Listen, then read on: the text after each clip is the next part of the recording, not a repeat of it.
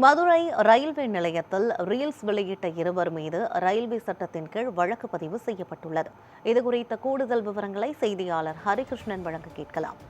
Harikrishnan, railway பகுதியில் reels எடுத்திருக்கிறார்கள். இது தொடர்பாக ரயில்வே துறையினர் சார்பில் என்ன நடவடிக்கைகள் எடுக்கப்பட்டிருக்கிறது, விவரங்களை சொல்லுங்க. மதுரை மாவட்டத்தைச் சேர்ந்த ரீல்ஸ் எடுக்கும் ஜோடி ஒன்று சில நாட்களுக்கு முன்பாக மதுரை ரயில் நிலையத்தில் நிறுத்தி வைக்கப்பட்டிருந்த ரயில் நிலையத்தில் அந்த ரயிலில் ரீல்ஸ் எடுத்திருக்கிறார்கள். முக்கியமாக காதல் கோட்டை திரைப்படத்தில் அஜித் தேவயானி வரக்கூடிய அந்த இறுதி காட்சிகள், கிளைமேக்ஸ் காட்சிகளை போல இவர்களும் அந்த ரீல்ஸை எடுத்திருக்கிறார்கள். அதில் அவருடைய அந்த ரயில் ஏறுவதும் இறங்குவதும், அதே போன்று ரயிலுக்கு உட்புறமாக இருந்து உள்ளிட்ட பிளாட்ஃபார்ம் உள்ளிட்ட பகுதிகளிலே இந்த படப்பிடிப்பானது நடத்தி இருக்கிறார்கள். இதனை அடுத்து தற்போது இந்த வீடியோவானது அவருடைய இன்ஸ்டாகிராம் பக்கத்திலும் பதிவிட்டிருக்கிறார்கள். அது மிக வேகமாக பரவி இருக்கிறது. முக்கியமாக சமூக வலைதளங்களில் இது ஒரு தொடர்ந்து விமர்சனத்திற்கு உள்ளானது. ரயில் நிலையத்தில் ரீல்ஸ் இது போன்ற படப்பிடிப்பு ஒளிப்பதிவு செய்வதற்கு கட்டுப்பாடுகள் இருக்கிறது. உரிய அனுமதி பெற வேண்டும்.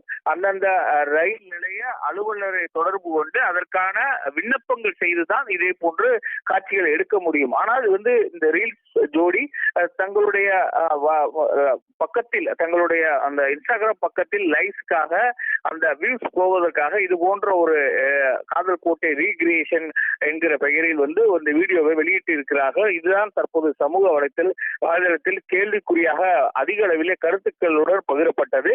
இதனைத் தொடர்ந்து தற்போது ரயில்வே பாதுகாப்பு படையினர் வழக்கு பதிவு செய்திருக்கிறார்கள். மிக முக்கியமாக அவர் ரயில்வே பாதுகாப்பு சட்டத்தின் கீழ் இந்த வழக்கு பதிவு செய்யப்பட்டிருக்கிறது. மதுரை ரயில் நிலையத்தில் இந்த காதல் கோட்டை படத்தின் கிளைமேக்ஸ் ரீகிரியேஷன் என்ற பெயர் ரீல்ஸ் வெளியிட்ட இருவர் மீது ரயில்வே பாதுகாப்பு படையினர் வழக்கு பதிவு செய்திருக்கிறார்கள்.